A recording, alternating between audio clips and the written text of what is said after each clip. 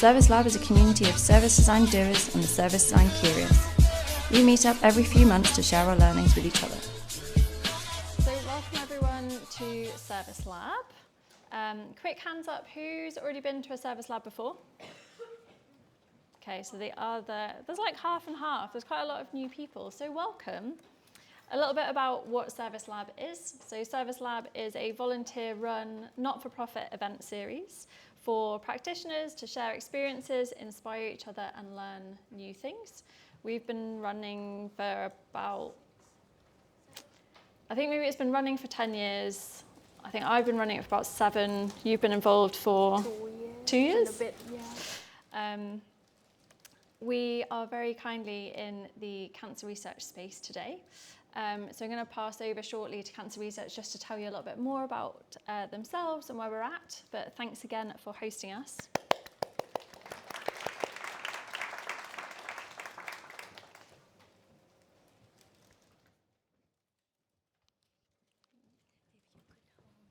Perfect, thanks. Should have come a bit closer. So hi, I'm Caroline. I'm the Service Design Lead at Cancer Research UK. And I've been at the charity for about 7 years. I'm going to give a really, really quick intro and then hand back so we can get to the more exciting bits. But Cancer Research UK is a charity dedicated to saving lives through funding research in all aspects of cancer, as well as through influencing and through information. And we fund about 50% of all publicly funded cancer research in the UK, which makes us the largest independent funder in the world. So just to put that into context a little bit, we invested about 443 million into research in the year 22-23 and 28 million into public awareness, prevention and treatment. So I think I'm just going to quickly, am I doing a bit of a intro into the space? We've got some water over there, our bathrooms are through the doors, and this is the Wi-Fi. Will I leave this up on screen for a while if anyone wants to access it? Perfect, I'm going to hand back to you. Amazing, thanks Caroline. So a little bit more about the kind of Service Lab organisers. Many of you, I can recognise quite a few people's faces. I'm Charlie. You've also got Best. We also have Rupert, who helped to start Service Lab alongside Jenny. I always do a look out for Jenny, but I don't think she's made it along tonight. And we also have Ling, who helps us. So we all kind of volunteer our time, and we're always looking for more volunteers. So shout if you want to get involved. A little bit more about ourselves. So I'm a user researcher and service designer. As I mentioned, been running Service Lab for kind of 6 or 7 years. I'm like an original OG success story from Service Lab. The first one I ever came along to, I met some lovely people from Snook. I'm looking at Emma, who's going really red over there. And that's where I first started working more in this space. So I can't let Service Lab go. I hope more people will be able to make lovely connections with lovely people this evening. I now work doing my own kind of little thing. I started Inclusively 5 years ago. So it's a design agency mainly of me, and occasionally I bring in some other freelancers. I mainly work across the healthcare sector, government, and a lot in the charity sector, hence being really passionate about putting this event on tonight. I do a lot of kind of inclusive research and kind of co-design in those sorts of spaces. Best? Yes. Hello everyone, my name is Best, and I've been running the event with Charlie for more than 2 years now, and I'm really glad to see that the community is growing. We have lots of new faces and familiar faces, so welcome everyone. Currently I work for local government. I'm a service designer in IT services, and in the spare time I also volunteer at a charity for young people, and also trying to start service design community in Thailand as well. So if anyone got any tips on starting community, please share with me. I'm looking forward to the event today. I also want to introduce Ling as well. Ling is not here, but he's been helping us in the background. He joined us actually last year. Ling just graduated from MA Service Design from RCA. He brings strong service design practice into tech and startup, applying a customer experience lens across the product user journey and venture strategy. yeah, he's a very good plus to the team, even though he's not here, but he's always supporting just before this event as well. Yeah. Just a little reminder, we're taking photos, we're also recording this. We always record all our events, we're trying to make sure that as many people can enjoy the lovely learnings as possible. There's always a bit of a community kind of ask. So if anyone ever wants to lend us a fabulous event space like this one, shout. We're always looking for kind of new places to be. If anyone ever wants to give a talk, come and approach us. We're always looking for kind of great talks. Or if there's a topic that you really think we should explore, come have a chat. We also, it's not that new anymore because we have been doing it for at least 5 events, I would say. But we have a 5-minute speaker slot for people wanting to get into user research and service design. We know that it can be really hard to kind of start into this world. So if you ever want to be that person, or you know someone that might really want to do that, come and have a chat with us. We've got a lovely speaker this evening as well. So without further ado, we've got 4 lovely talks this evening. The agenda is going to be that we'll first of all hear from, hear a little bit more from cancer research. Then we're going to be hearing from Barnardo's and Chain.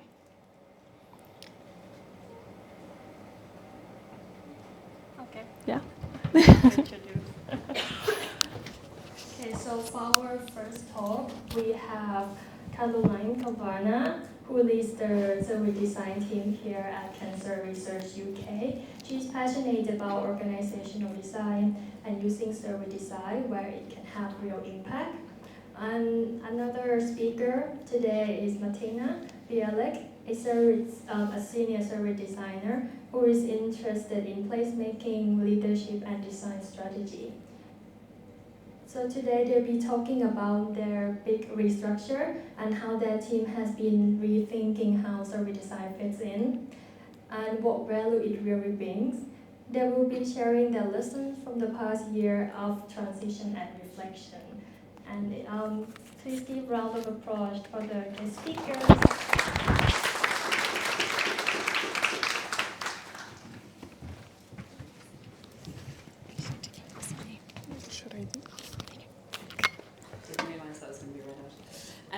So I'm Caroline again, and I just want to give a little bit of context on what we're going to talk about today before handing back over to Martyna. So we've recently moved departments in CR UK from our technology department to our marketing department, and it's prompted us to do the thing that you usually do when you move, which is think about what are the things that you want to keep and what are the things that you might want to throw away or not take with you. And one of the things it's prompted us to think about is this kind of concept of end-to-end service design and how that plays out within CR UK. And it's kind of a phrase that I've seen a lot recently and shows up in every single role profile for a service designer must have experience working the full end-to-end.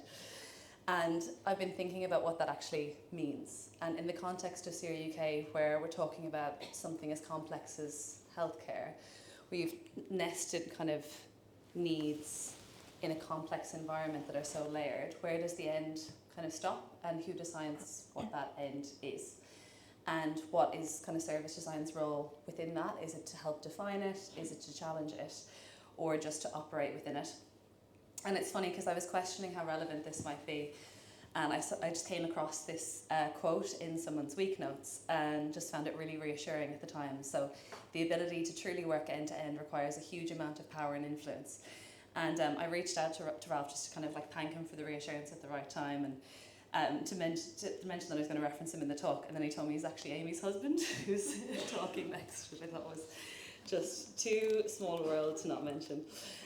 So today we just really wanted to share a few reflections around the kind of challenges of navigating complex work with limited power in an organisation, a few examples and how we've kind of changed tact more recently, and a little exercise to kind of prompt some reflection, which I don't think we're going to have time to get through, but we'll share around afterwards. So I'm going to pass back over to Martyna now to share the example that prompted a lot of this thinking. Thank you, Caroline. So just to bring the reflection to life, we wanted to share the example with you from the information and support services that we've recently done. But just to give you a little bit of context how complex the ecosystem of services we provide in CR UK, you can see the list of them that we are providing. So from information and support services to donations, fundraising, volunteering, retail, research, and so on, just to give you a little bit of a snapshot how complex our environment is. And let's go back to the example. So today, case study is about me and the team joining the Supporting Those Affected by Cancer product team that supports the information and support area.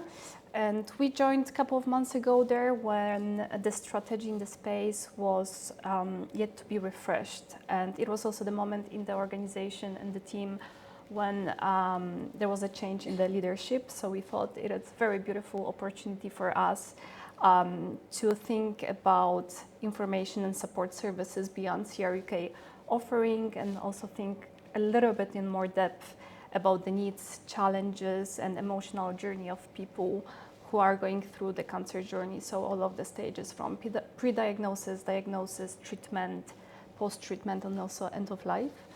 Part of the brief that we also had was around identifying opportunities for improvement, so what we can do with our services in the future, how we can expand our reach, and also how we can leverage technology for better service use.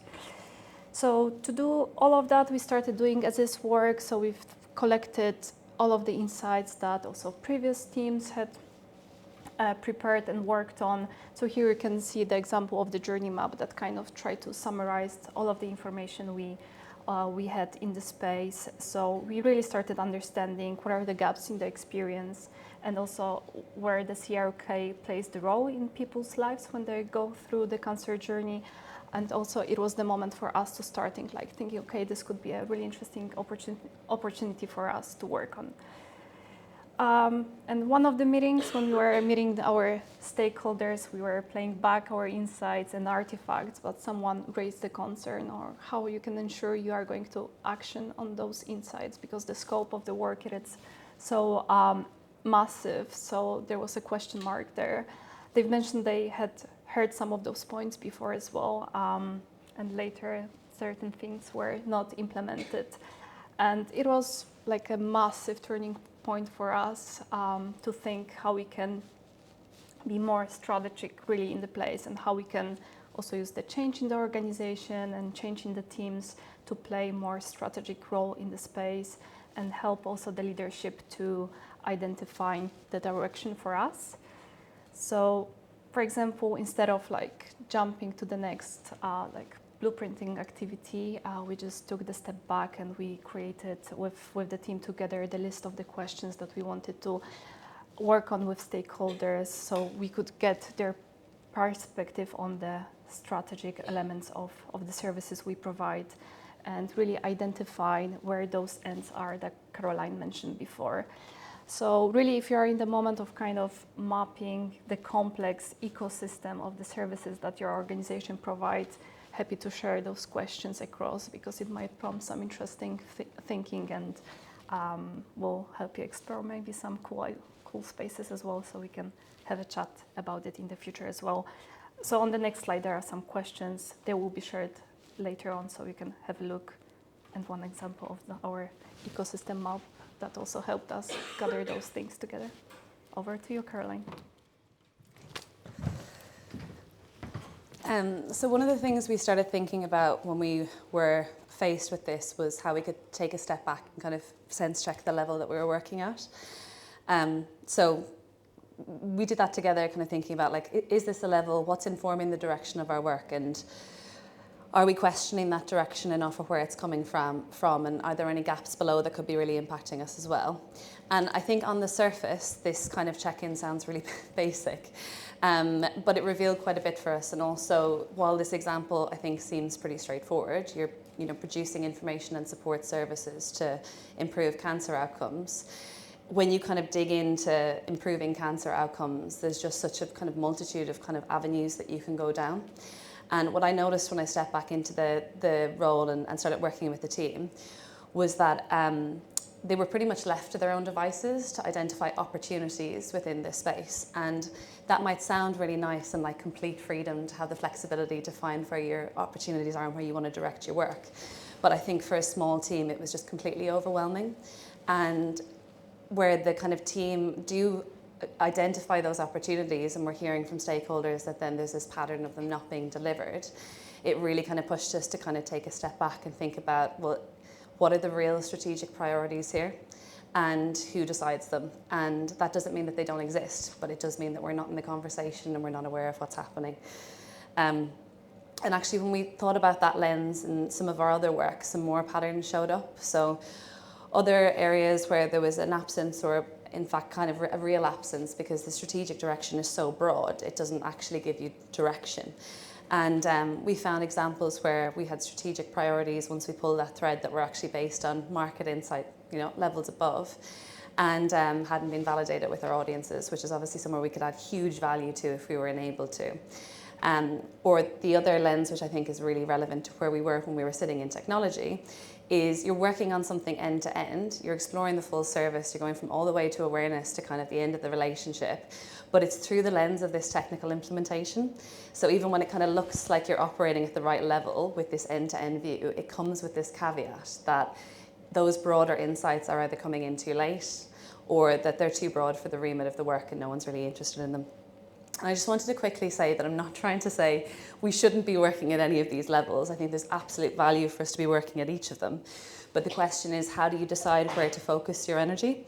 And in this kind of like messy, multi-problem environment that we're working in, just because there's a really, really big, tangible, visible problem at micro level that seems very seductive, it doesn't mean that there aren't much bigger problems upstream that you're not aware of or you're not seeing. So the two kind of questions we started thinking about is, how do you know that you're working at the right level, and is it actually at the level that you think it is, or is it with a caveat? And how do you find the kind of, once you find an opportunity, how do you position yourself as the person or the team that can kind of pull that through? And that's led me kind of recently to think about this interesting contradiction with service design maturity in an organisation, which is that low mature kind of organisations, generally service design is pulled in to work at that kind of, that micro or meso with a constraint. And that work looks quite tactical, it's quite tactical delivery work.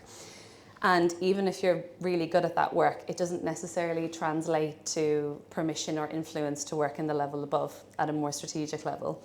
And ironically, I think something I've been thinking about is, does being really good at that level and solving those tactical problems actually reinforce people's perceptions of how good you are at that level and not want to move you outside of it? And the other thing it's kind of prompted me to think about is the kind of skills that you need to move up in maturity, navigating leadership, kind of building strategic relationships, shaping your direction. Those things aren't often things that we get to practice at that micro level. So then when these strategic opportunities do come along, you may not be actually set up to be able to deliver on them. And it made me question this kind of idea of, can you work your way up this maturity ladder, or is it the wrong analogy? And I think maybe a better analogy is this idea of the catch-22, which is that you need strategic opportunities to prove your value at a level, but then you need someone to see your value to get those opportunities. And it's a really difficult thing to try and navigate. And one of the things that we've been attempting that's a little bit different, rather than hoping that we'll kind of get that chance eventually, is around, I think, being a little bit bolder. So one of the big reflections I think I have about our move and how much that impacts us is that I don't think it really impacted us at all. In that sense, I think we weren't working where we wanted to there. And there's an opportunity here, but it's about finding the right people, regardless of where they sit, to kind of be an advocate for you. And it made me think about this quote that my manager told me a long time ago around, leaders aren't made, but they emerge. And I think it's the same can be said for kind of like strategic players within your organization. How can you show yourself as that player and that person to be brought to the table?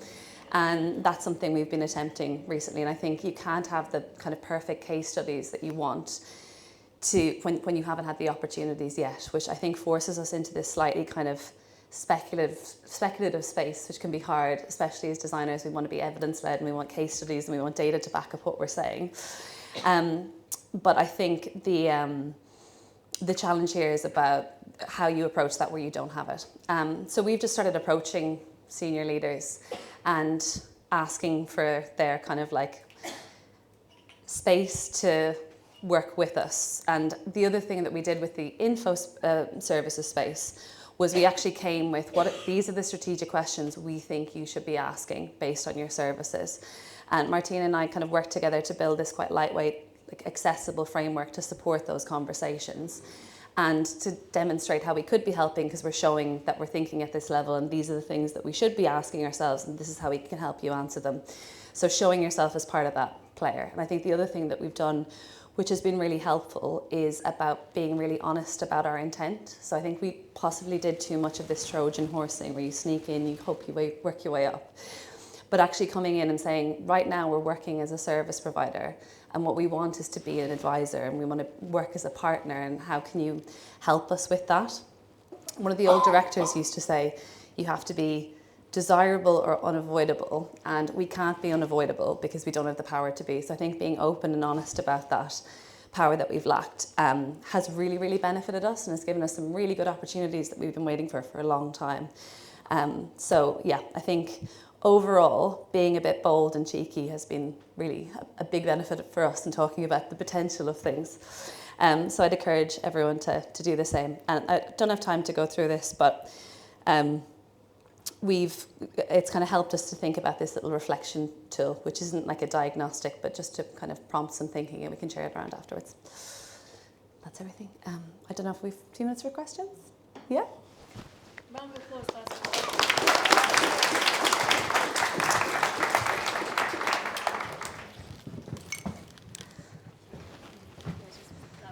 Stick around for a little bit. Thank you so much. And I'm sure lots of things on the slide are useful, and some of them you can resonate during your experience. And be bold and cheeky. I really love that one. So yeah, any questions for the speakers for this talk? You have to answer. Oh yeah. Hello, thank you very much for this presentation. Just a silly one maybe, but where does service design sit in the organization? Where does it sit? Yes. Yeah. So currently we sit within, we just moved, marketing, fundraising and engagement. So how we engage with our audiences. And I think we talked, so now she's on maternity leave, but will be coming back shortly. We kind of had this conversation before she left around whether there is a perfect place for service design. Right now where we are is where the kind of like, the change is being shifted around audience centricity. So I think that that's where is most important for us to be. So that's where we sit at the moment, just recently.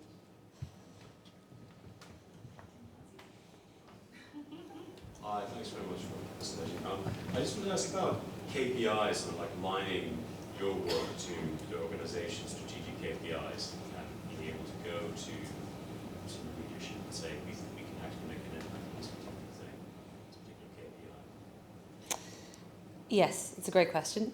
I think it's something that we want to increasingly work towards. I think the challenge with CRUK is that it's not very homogenous in terms of like the challenges in one area are very different to challenges in others. And I think where we're looking in some of the spaces, there may be an absence of that. And I think there's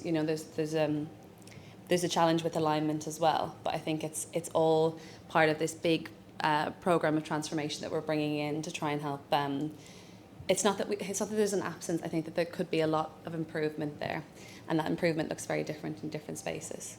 But yeah, I think the reality of a big, chunky, complex organisation. Time for one more question?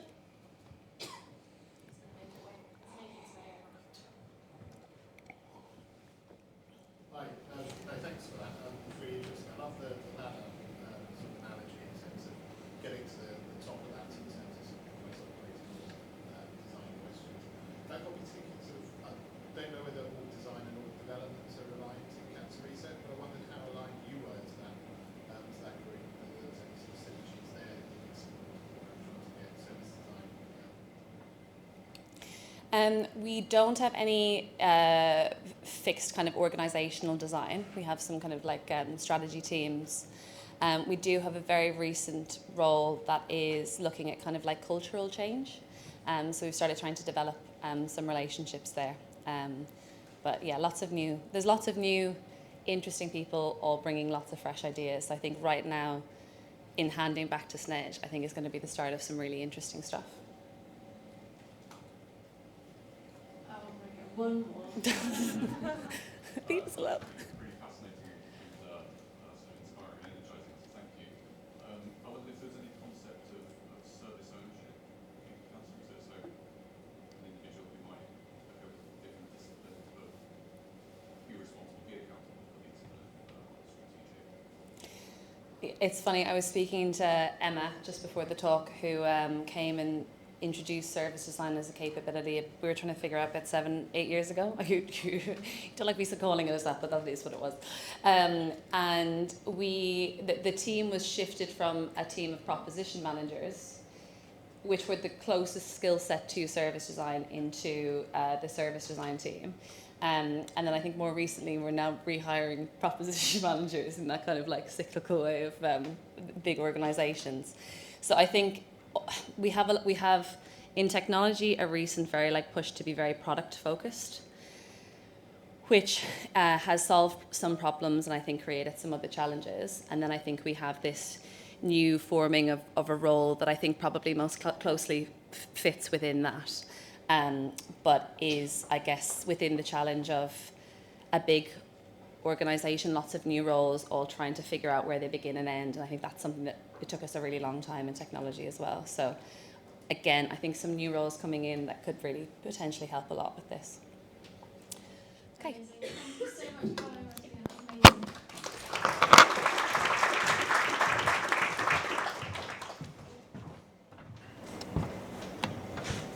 Okay, so for the next talk, we are joined by Amy Ricketts, Head of Service Design from Barnardo's, which is the UK largest children's charity, right? Amy brings years of experience from the... Oh, sorry, let me... I don't know, you go. Yeah, Amy brings years of experience from the public sector and now currently leads Barnardo's design strategy. She's passionate about bridging the gap between design thinking and frontline delivery, making meaningful impact where it matters most. And today she'll be walking us through how service design has grown within the charity and what the team has learned on the journey. Please welcome Amy.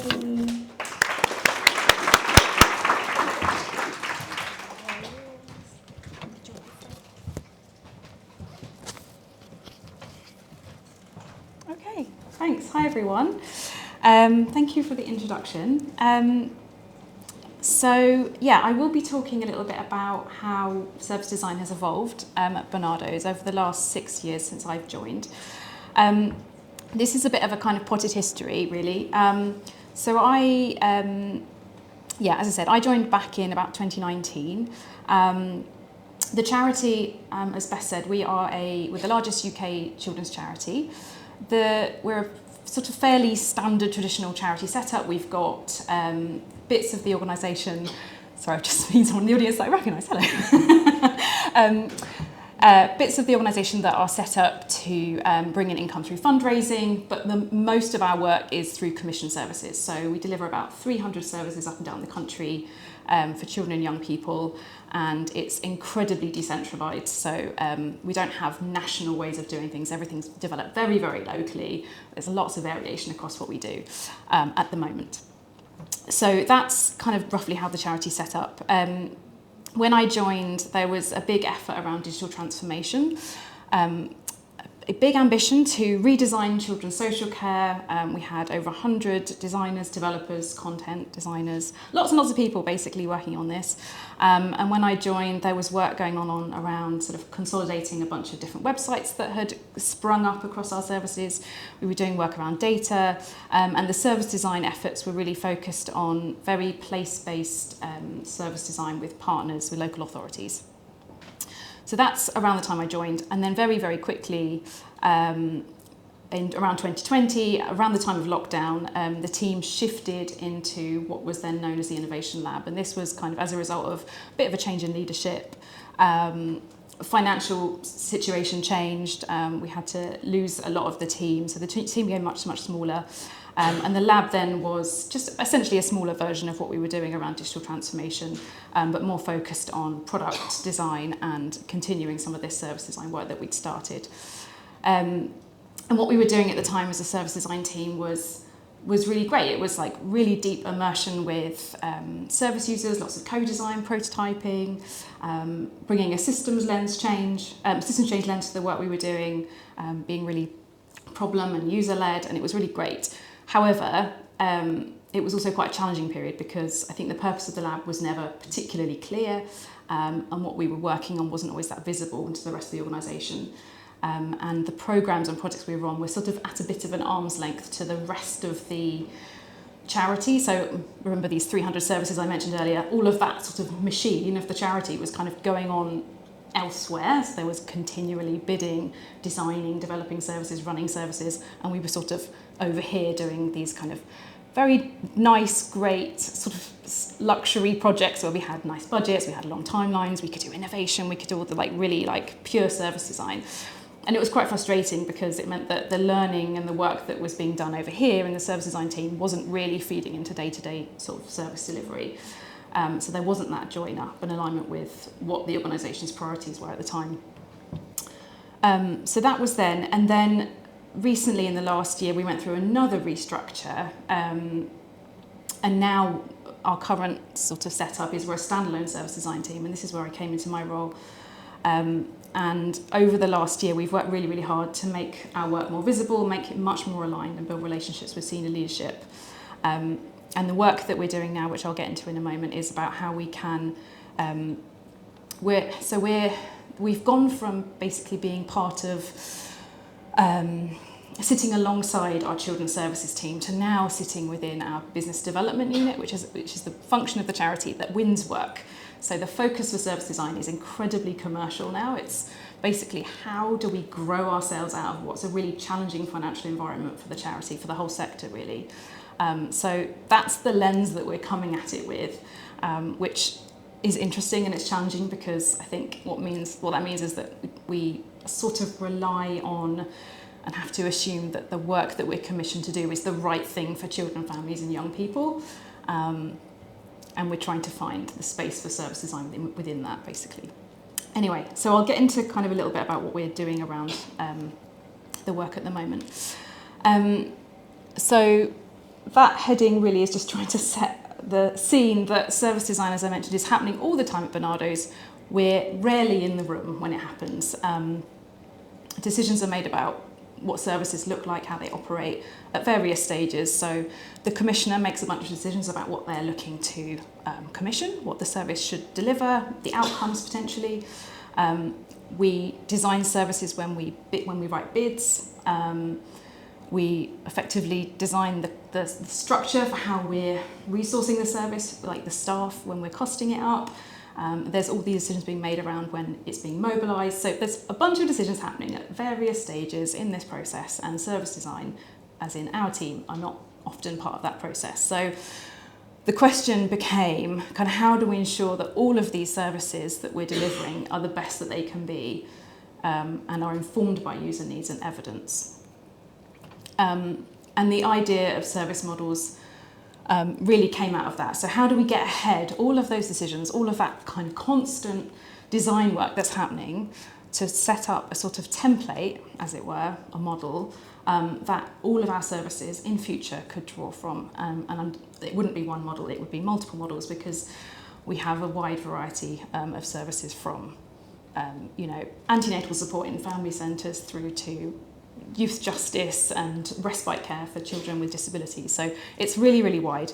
But the idea is that we would have models that effectively describe like these different types of services, and that the modelling process would mean that we're trying to design, I've put 70%, who knows, but a large percentage of what that service should look like up front.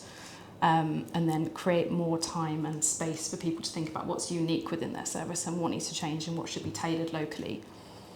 And over time, we'd be creating kind of core reusable service elements, and those models should span the different functions within the charity. So it should describe the roles that we want to hire within our services, the tools that our staff should be using, the technology, the outcomes, frameworks we want to use. So it should sort of cut across all those different functions. And over time, theoretically, these models would then help to create better alignment between the different functions and different bits of the charity. That's the theory. We're about 9 months into this process. We've designed 2 service models so far.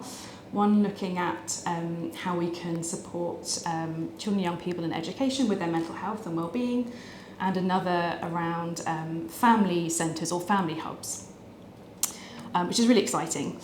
But I think what's kind of emerged in this process is that there are these 2 sort of competing like internal needs at play. So one is we need to develop like better service standards to formalise what we do now, because everything just kind of exists in people's heads. Nothing's really written down. We don't have a list of services. We don't have a list of all the different programs we deliver, all the different roles. Like none of it's documented. It sounds terrifying. And so that just needs to happen. But that doesn't necessarily help the charity grow. That doesn't help us become more competitive. It doesn't fix the stuff that's a bit broken. So that stuff also needs to happen as well. So there's 2 things.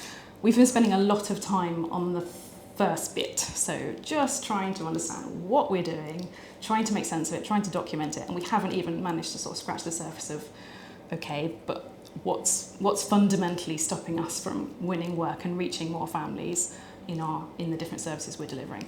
So that's kind of takes us to where we are now. So this is like very recent. We've had to now pivot again. So moving from that stuff in the blue circle, which is about where we were trying to start, which was designing entire models in detail to create kind of standards and guides that could be scaled, to now, because we're a really small team, just focusing on the bits where we can make the biggest difference. So designing, testing and scaling improvements where quality of cost is holding us back so we can grow and reach more families. So that's it. It was a very short story, and I think had some parallels perhaps with what Caroline and Martina were sharing in terms of the journey they've been on at Cancer Research UK. I think there's a sort of fairly constant pattern of, in that timeline I shared at the beginning, where we're having to pivot and redefine and figure out what our role is, and there's growth and there's shrinking and there's change in leadership. So that just feels like that's just almost a constant. I think that we have to expect that change is going to happen all the time. But I'm really excited about where we are now. It feels like we're finally the closest we've been as a service design function to something where it feels like we can really add value. And our work is certainly more visible and certainly clearer in terms of what we're trying to do. So yeah, I'm excited. I think it's a good place to be, but lots more to do, I think. Thank you.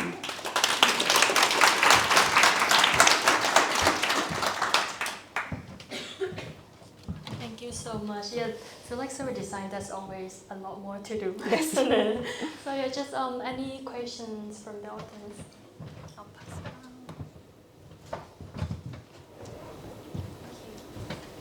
on. I have 2 questions. The first one is more of a clarifying question, which is when you say service model, do you mean service pattern or is it different?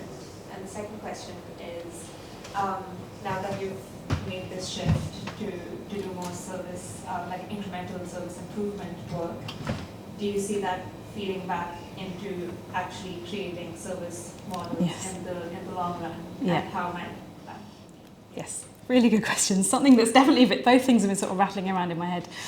To your first point, which is, are they patterns? I think yes, probably. I think that the way I'm trying to rationalise it is that the things we're designing should be scalable and should be replicated in some way. So I think that probably does speak to the idea of patterns, which is this idea that you have a lot of the services probably do quite a lot of the same things, but call them different, they have different names. But actually on paper, they're probably largely the same. So I think that's where we're trying to get to, is like building some common things that we can repeat, that we can scale across our services and hopefully bring more consistency over time. And And yes, and your question about kind of does just doing the bits ultimately get us to that place as well? I think that's really interesting. I guess, hopefully, I mean, again, the idea would be that if we can identify, if I give the example of something we're working on at the moment, which is family hubs. So we've got 6 or so existing, well, we've got more than 6 services, but we've got 6 hubs that are sort of coming up for retender very, very soon. And our team is going to try and figure out, okay, what's common across that in terms of what are the challenges? So where are we underperforming? Where is the Commissioner looking to fund this work in the future? How do we need to work better in order to win this, essentially? And what I'm hoping is that there will be some pattern and some commonality between those opportunities, so we can start designing and testing and addressing some of those gaps, and then sort of try and scale that. But probably start with one, take it somewhere else, see how it fits, adapt it, take it somewhere else, see how it fits, adapt it. That would be probably the approach that we take. But yeah, hopefully that answers your question. Okay. And more, oh wow, quite a lot.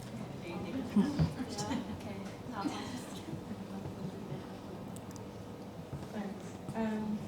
This might be more of like a rambling. So sorry, but the kind of situation that you're working in is quite familiar across charities, right? Like, you know that I used to work in a similar setup because we have tea together approximately every 4 years. But I'm wondering, like, one of the common challenges that I faced when I was in that similar setup was the tension between service design and like sales. Like when we call it business development, right? But it's effectively people working in like sales roles that are trying to sell a service to a local commissioner. Yeah. I'm wondering if you could talk a little bit more about like how you've navigated that and whether the shift is like helping with that. Yeah, it's really tricky. I think this is something that me and the team feel quite conflicted about at times, to be honest, because it is very commercial. It is very much, what is the Commissioner looking to? It's within those restraints already. It's not, what do children and young people genuinely need? It's not completely ground up. Although, I do think there's a lot of scope for ensuring that whatever we design is genuinely grounded in their experiences, because the starting point might be, a service that provides, let me think, for example, so mental health support within a school.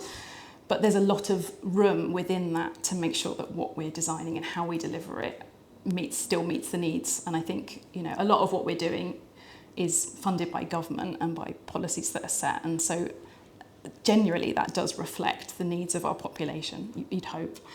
It's not way off. I think it's an ongoing tension that we're trying to find a comfortable position where we don't feel like we're compromising on our values. I guess I wondered if with the shift it might be like, we've got this like bit of a service that we've designed in evidence. How about you have this? Rather than, let me come and work with you on your whole service model. Yeah. It might be an easy way to like sneak this Yes. But I'd love to hear again in 2 more years. Yeah. I've got time for 2 more questions. There are definitely more hands up, so if everyone has hands up, and then we can. Okay. I really put on mic, so I'm just going to ask. Hi, Amy. Oh, sorry. Where's that coming from? There. Sorry, I was looking there because the microphone was there. There's multiple microphones. Sorry. Yeah, hi. So as you mentioned, the way Barnardo's works is that you have a lot of localized approaches and supposedly different services. Yeah. So I was just trying to understand how in your role, how you're working to make incremental moves. How does that actually trickle down maybe from a centralized place, or are you working on certain kinds of services that are available in the majority of locations? And how exactly does that work, and how does it affect the services? Yeah, I'll try and answer that question. I don't know if I've got an idea, but I just may not. Let's see. So everything is very decentralised, and at the moment what we've got is our services are managed regionally. So we have directors that look after a portfolio of services in Wales and South West, for example. And there's lots and lots of services that they oversee, obviously with levels beneath them. what Barnardo is trying to move towards is a sort of more thematic structure where we have people that are responsible for themes around, so mental health will be one, how we support families, how we support children in and leaving care. So hopefully over time that should help, because we'll have that kind of thematic governance, so someone owns like a subject matter, and then again theoretically they then are the person within the organisation that holds that knowledge and strategic vision about what we want to do in that space going forward. But the stuff that we end up working on really is very growth focused. So it's which bits of which areas of our services do we have the biggest delivery kind of footprint in, and which areas do we anticipate there being funding for in the future. And that's kind of where we are. There's a lot of services that fall outside of those buckets, lots of like niche, interesting stuff that we don't even get to touch or get near. So yeah, I don't know if that answers your question. No, it does, thank you. Okay. We've got 2 more questions over there, I think. Hi. It's a bit of a woolly question. All the projects I've worked on, a lot of it is, and we've not really mentioned it, so I'd love to hear about Cancer Research Groups, is about design education within an organisation is lacking, and that affects the value. Yeah. It hasn't been touched on, but when you were talking about, we have like 300 services localised, how much is around capacity building? Like the first step is like understanding, like, you know, you go in a room and you ask like 3 questions, like, oh wow, how do you come up with those questions?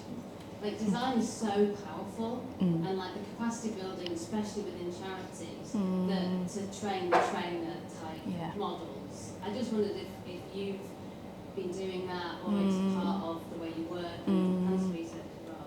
Yeah. Shall I go and then you can come in if you want? So I think for now we're not doing a huge amount of that. We're probably a bit stretched. The idea would be that yes, we could be doing that. I think there's probably levels of support we could offer in terms of very light touch. Here's some tools, here's some staff, go away, through to things where we can co-lead and help shape, the direction for projects that are already being running. And then there's stuff that we would get really hands-on with and lead ourselves. But we have done that in the past. When we were part of the lab, we did do some sort of capability building with pockets, like certain bits where there was appetite or need or capacity, like they had time as well. I think a lot of people are very stretched, and to kind of be asked to come along to something that doesn't feel immediately obviously like what is the value for me, I think that's quite challenging. So we could be doing more. I'd love to be doing more. It's a big problem. I've gone back and forth on this. I agree with you, it's massively important. I think with capacity, I have seen the dangers of half doing something. And I think that's where we've created some problems in the past where a little bit of knowledge can be very dangerous. So if you have someone going in with some top level principles and then they're making big decisions about some research they've done, but that research has been done in the wrong way, then you're kind of setting people confidently down the wrong path. So I think it's about trying to get the resources and the buy-in to get leadership to invest in it. And I think that's a big kind of pillar of what we've been trying to do with engaging up higher levels, because we absolutely have been upskilling at delivery with the teams that we're delivering with, but that doesn't necessarily translate at the levels. So I think, it's a good point, and it's definitely something that we want to do and do well. Yes, agreed. One last question. Hi, so my question is kind of related to both of these questions. I'm just trying to frame it the best way I can. But you mentioned how you had a lot of these decentralized services. Now my assumption here is that those services just sort of evolved within their context to be quite optimal for them. But when you're creating sort of the service model, you want to have one set of standards that goes for all of them, and then you have these super detailed ones. My question is, how do you balance the two? Yeah. Because even if there's a model that goes around, it will customize to some extent with each place. Yeah. So how do you balance that?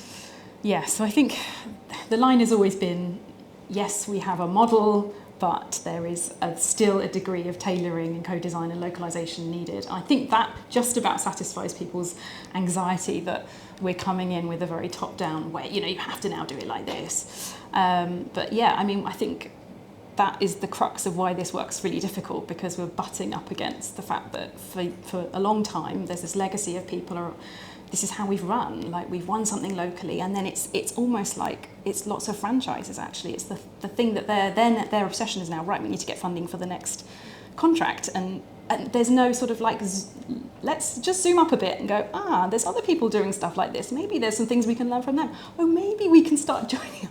That just doesn't happen. It's not incentivized, people don't have the time to do it. So I think that's part of our role, is that we are in a position to do some of that for them. But yeah, really good question. Thank you so much. Thanks. That was amazing.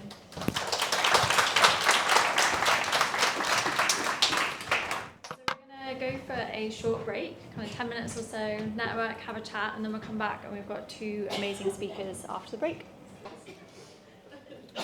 Our next speaker is our graduate speaker. She used to volunteer with us before, so on the previous events. And her name is Trisha Fernandes. She is a service designer with a background in UI and UX, who recently graduated from Royal College of Art. In this talk, she will be sharing what she's learned while moving from interface design into the world of systems and services, drawing on her graduate journey to explore user behavior, system thinking, and the power of experimentation in complex environments. So please welcome Trisha.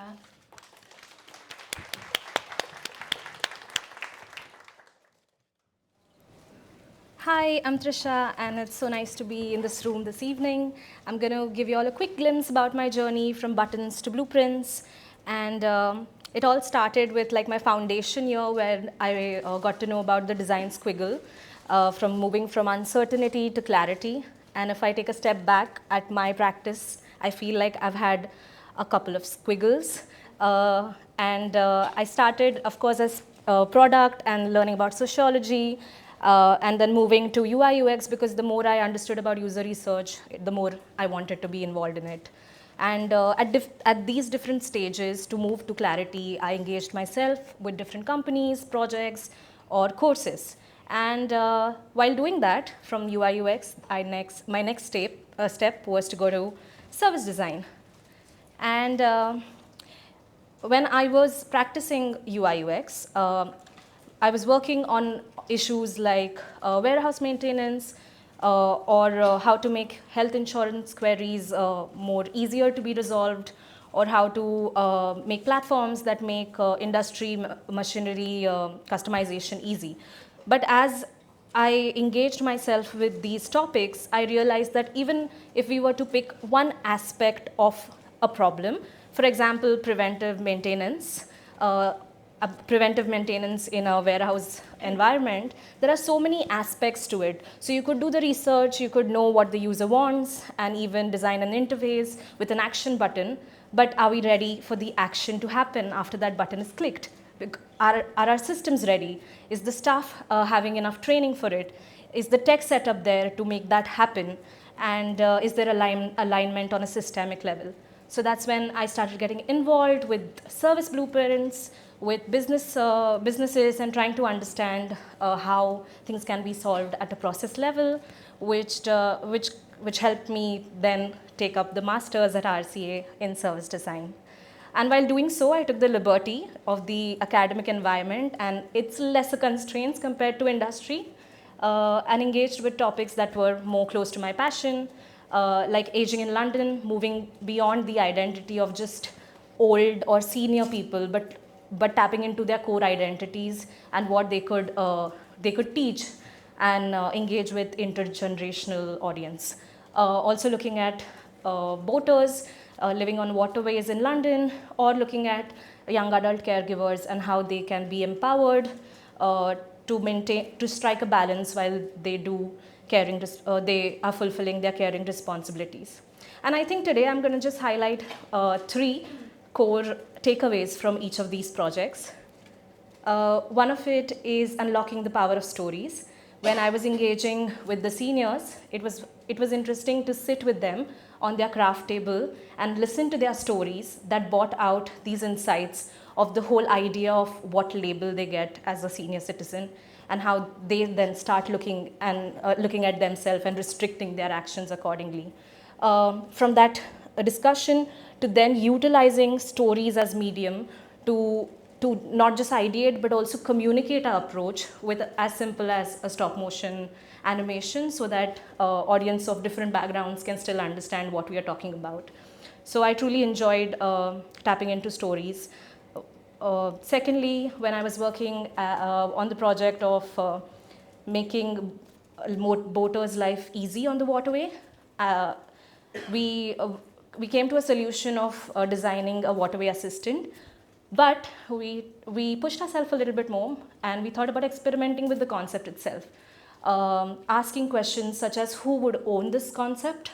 Would it be private, public, community, or nature-based even? And how could it shape in a speculative lens? While I understand it's not always easy to do this in the industry, but I think it could be an interesting activity to play with, because then it pushes you to think about your concept in different angles that you might have not thought about before. Oops. Some of my slides are missing, sorry.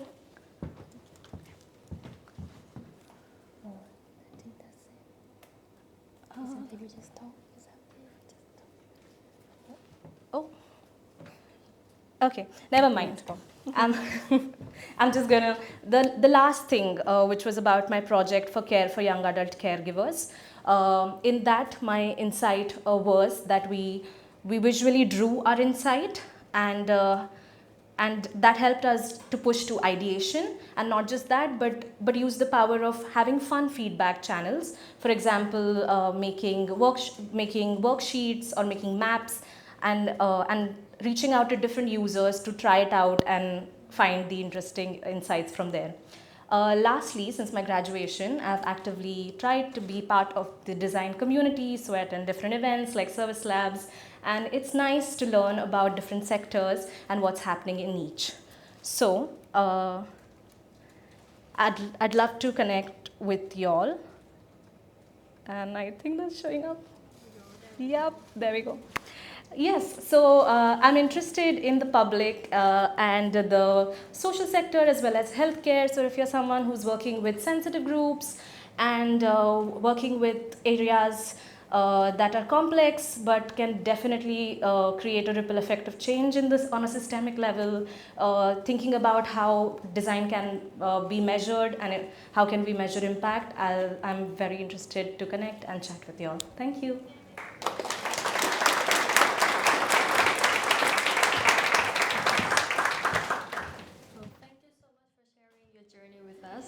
And for the audience, anyone got any question from Trisha? Or you stick around, yeah, so yeah, feel free to come chat with her afterwards as well. Yeah, thank you. And our last.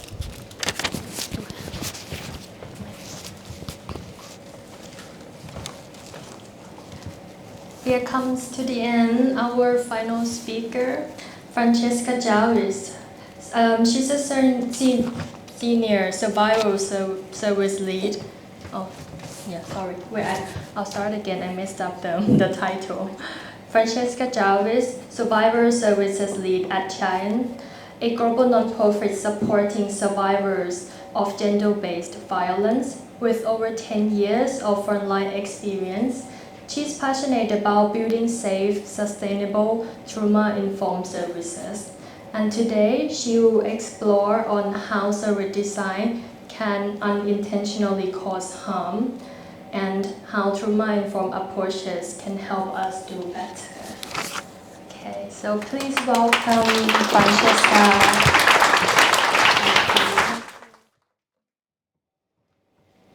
Hi everybody, I'm going to be a little bit unorthodox, and I'm going to ask you or invite you all just to slow down just for a moment.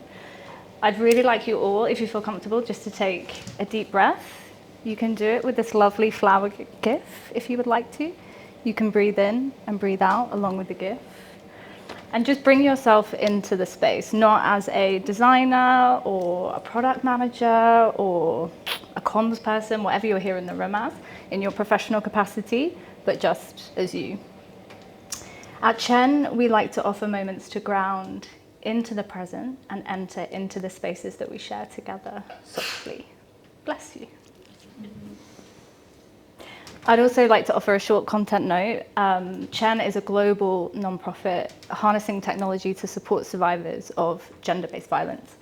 So it is a topic that I'm going to frequently reference. I'm not going to go into any detail, but if you need to leave the room, if you want to go over there, then please do whatever feels right to you. I'm not going to be offended. That's totally fine. So let me tell you about Rana. That's not their real name. In fact, they are an amalgamation of lots and lots of survivors that I've supported and worked with over the years in frontline gender-based violence work. Rana was living through an abusive marriage. When she finally felt able to reach out for support, she encountered a labyrinth of different services.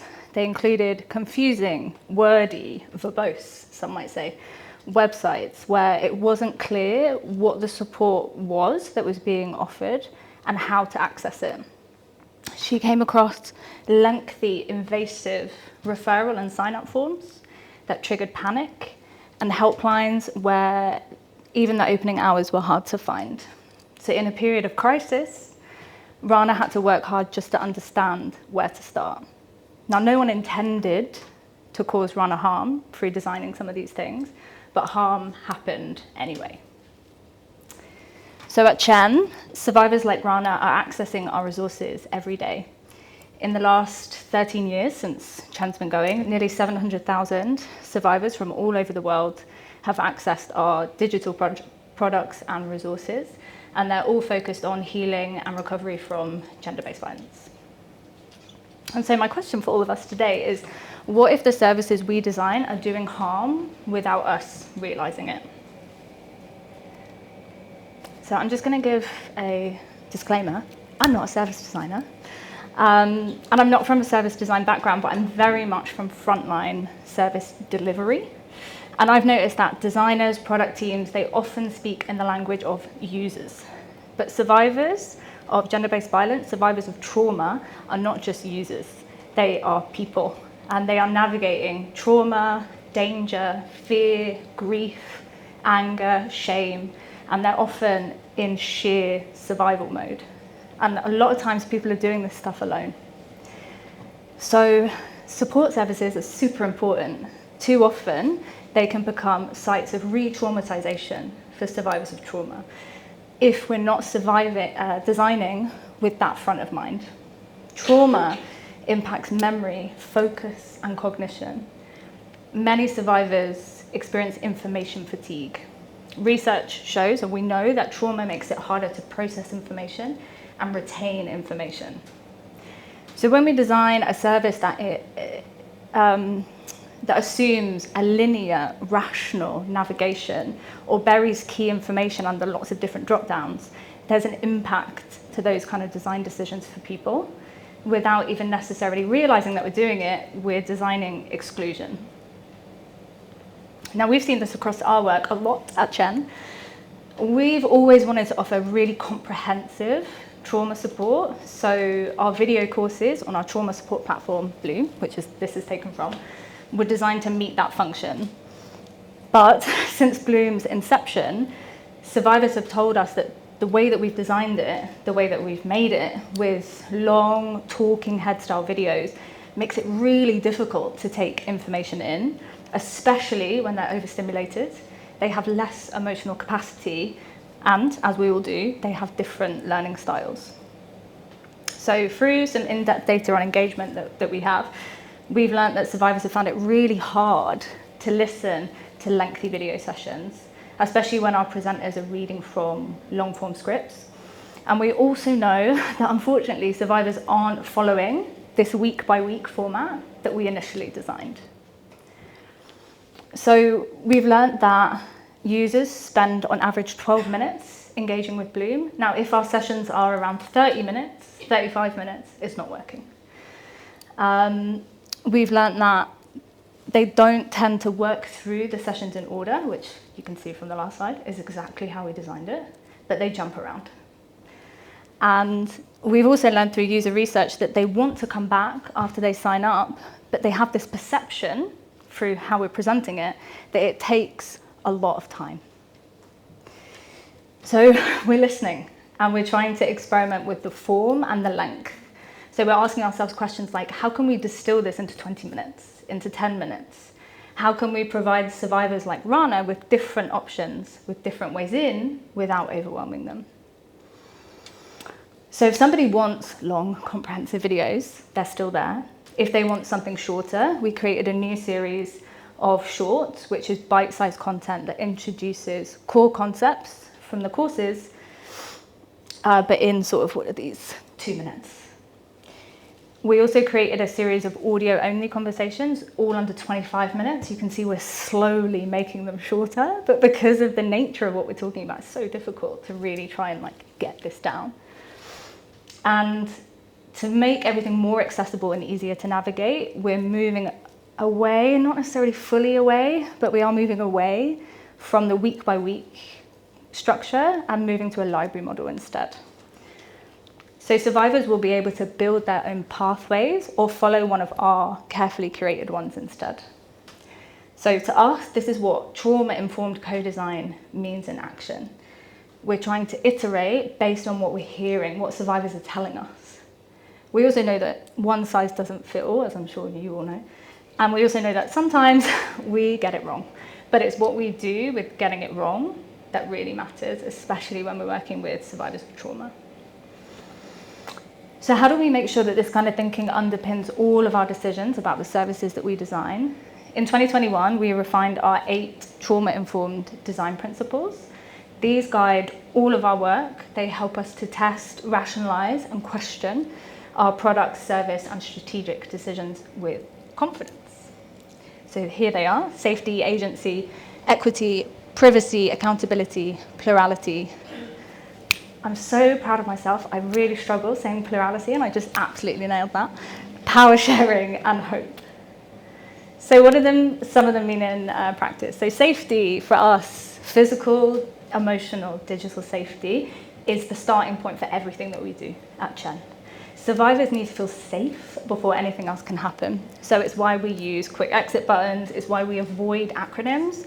We avoid jargon and we avoid clinical language. And we always keep our design consistent and predictable. Another example, we're starting to use a crisis tag in our global directory of support services so that people in crisis can get to the support that they need with fewer clicks. When working with survivors, privacy is really non-negotiable. We try to practice data minimization wherever we can. So for most of our resources, no logins required. The only time a login is required is on our flagship trauma support platform, Blue. Only a name and an email is needed. You can see it there, and both can be pseudonyms. Everything else that we ask, there is a flow after this, is completely optional. It's all skippable. And survivors can delete their data and their accounts at any time. And accountability for us means showing our workings. It's something we really are passionate about at Chen. Survivors can often be let down by services who make decisions without transparency or without being clear about it up front. So we always try to explain the decisions that we're making and why we're making them. When we decided to retire our chatbot, which you can see on the right-hand side, little window, because it just was not working like we originally intended it to, we didn't just take it offline. We explained why we did that openly and publicly. And we really want to kind of encourage that sort of practice, because it can make such a huge difference in terms of being transparent, being open, and having clarity, and also managing expectations, because it's how we build trust with the people that we're working with. And hope. We think that lots of people don't really talk about hope, but hope is so key for everything that we do. Healing is possible, and we want to design services that really reflect that. We don't use images of harm. We design with warm visuals, affirming copy, diverse, joyful illustrations. We want accessing our shared sense of hope to feel really attainable, and for survivors to feel that they've entered a hopeful online space with us. So each of these principles translates directly into the decisions that we're making. What we show people, what we ask for from people, and how we communicate what we're doing and why we're doing it. For us, trauma-informed design is relational. It's about how services feel to people, not just how they function. And it really affects us too, and I do really want to say this, whether you're a designer, a developer, a frontline worker, working in comms, whatever it is that you do, if you work with traumatic content, that has an impact on us as well. And it can shape our well-being and affect our own sense of hope doing this work. So it's important to remember that trauma-informed practice isn't just about the users, it's about all of us together. So I want to offer some provocations to end today. So what does your service feel like to someone in crisis? Where does power live in your service? Who holds it and how is it shared? What rituals or design practices allow for trauma-informed reflection within your team? What would your service like if safety was the first design constraint that you worked with? And what makes implementing trauma-informed practice in your organisation easier and harder? I feel like I have a little bit of a sense of that from the talks that came before around how that might be difficult. Trailblazing work on trauma-informed approaches go back to work within care and social work settings, especially the rehabilitation field. The work has taught us that trauma-informed design is not a checklist, it's a practice. And it's a practice that understands and acknowledges both the prevalence, and it is prevalence. I'm talking about gender-based violence, but so much of your work will be around trauma and working with people who have experienced trauma. So it understands both the prevalence and the impacts of trauma. It helps us understand that the impacts of trauma can look very different depending on who we are, where we are, and what we've experienced. It helps us to avoid assumptions, or at least try to prove our assumptions first. It helps us be transparent about what we do and why. It reminds us that service design is never neutral, and that every decision that we make can be an opportunity to build safety, trust, and community with the people that we work with. So what if every service started there? Thank you.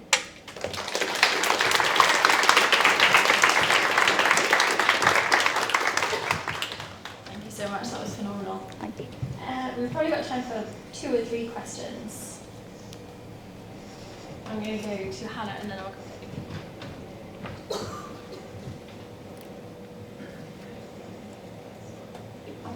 Yeah, hi. Hi. I'm from Collective and Talking to Booze. I'm such a big fan of Jane. Oh, thank you. I've really admired the way that you've made public kind of the trauma-informed research practices and resources over the past years. I know we've all found that really useful. And actually, I was running training yesterday on inclusive research practices, and we used one of Jane's public participant information sheets. Oh, that's great. Thank you. So yeah, and I think that, and then this talk leads me to my question, which is that kind of idea of like safety first in the design, and what happens when that contradicts other principles that you might be trying to operate on. So things like the length, things like inclusive design principles, but also, you know, we were looking at the legal paragraph of your legal obligation to report if someone discloses harm in an interview. So I'm just interested in how you balance like the other good things that you want to do or have to do with those principles, and what makes that easier or harder? Yeah, I think that's such a good question. I actually come from I supported lots of survivors navigating the criminal justice system. So that actually for me is a really big focus of that work that I used to do. It's like how to make information accessible to people, like complex information and actually really serious information, so that people can make informed decisions. And I think it's really difficult because also when you're working with survivors of trauma, I think there is something around like that information isn't necessarily going to go in the way that you want it to, and you're going to have to maybe repeat it a lot. And particularly when you're thinking about online resources, you start repeating things over and over again. It's going to get long. You know, we've been doing a resource audit and looking at the length of some of our guides and being like, oh my god, this is so long. But at the same time, it's like how to cut things and how to make things succinct that you know is really important. Mandatory reporting and people understanding the implications of disclosing is is so key. But if we talk about it in a way that is really dry and really scary, you know, are people going to engage with that? So I don't know that I have an answer necessarily, but it's stuff that we are thinking about all the time, and how to balance, exactly like you're saying, the things that we really love to do, while also knowing that the weighty stuff is also really, really important. And honestly, I think some of it's just collaboration. Like, we all come from different perspectives, and I think workshopping and collaborating with each other can really help to be like, how can we give this information in different ways? Does it need to be written? Can we do it in a different form? Could it be a graphic? Could it be illustrated? Could we do an audio? Could we do a video, or whatever it might be? I think sometimes we can think outside of those like traditional boxes that we put ourselves in. Thank you.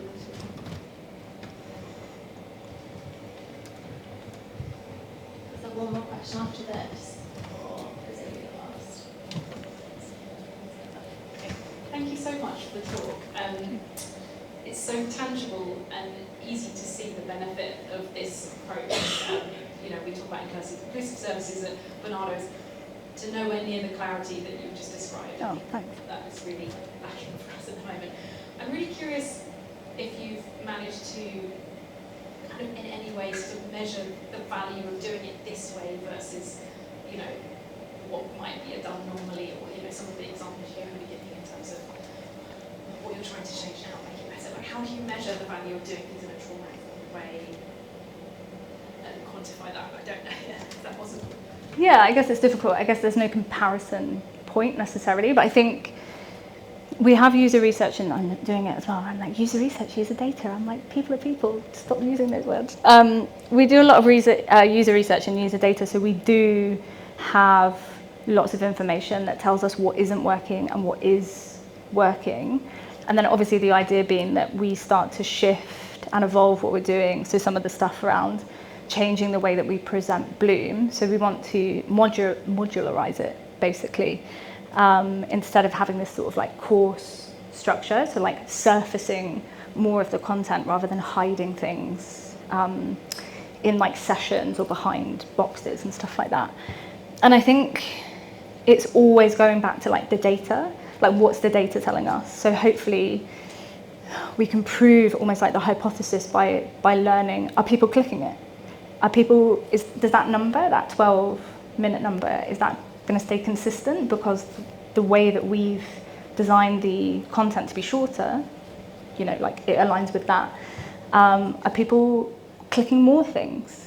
We also look at sort of engagement activities, so like how many things people are engaging with, whether we've like intensively supported someone. So there are lots of different metrics that we have, as well as the sort of qualitative data or prototypes that we might take to survivors and be like, what do you think? So there's lots of that, and we're constantly looking at how people use it to see how it changes, to see if there's an impact to the decision that we're making. So for instance, if we're like, oh no, like the engagement's gone down, you know, I mean, it's obviously probably quite basic to all of you, but we've done something wrong. So I think that's the way that we try to constantly improve. And Chen and Bloom look really different from when they started as well. So we've come a long way, and there's only 13 of us. So we're very, very small. We have 1.5 developers. So we're talking like, you know, a very different world. We're trying to do a lot with the little that we have.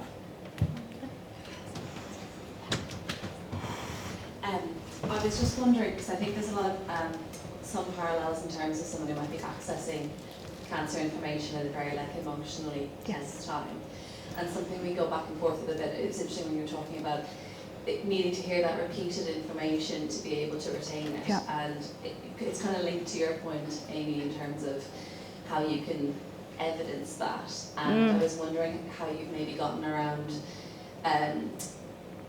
doing research with people when they are in that heightened emotional state, and how you can either access and then also weigh up the ethics of doing research with someone at that state, because it's something that we think about a lot, of not wanting to go too close, and then obviously the further away you go, the further away that person is from how they were feeling at the time. So I was just wondering if how you kind of had approached that in terms of finding that data. Yeah, so our head of research, she's actually sadly just left us. She has done a lot of work about how to do trauma-informed user research.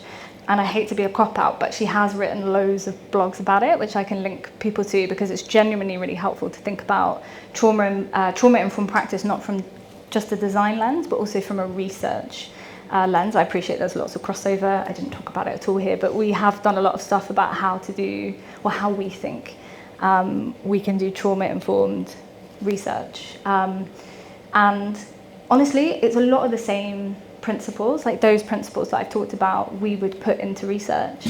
And Jenny did a lot of work around documenting what that actually looks like in practice. We also did a white paper about it. So I really do hate to be a cop-out, but there's loads of stuff, happy to send it around, because we're trying to do a lot of like working in the open about doing this work. Yeah. I think we'll wrap up there, but feel free to grab people afterwards. Just another massive round of applause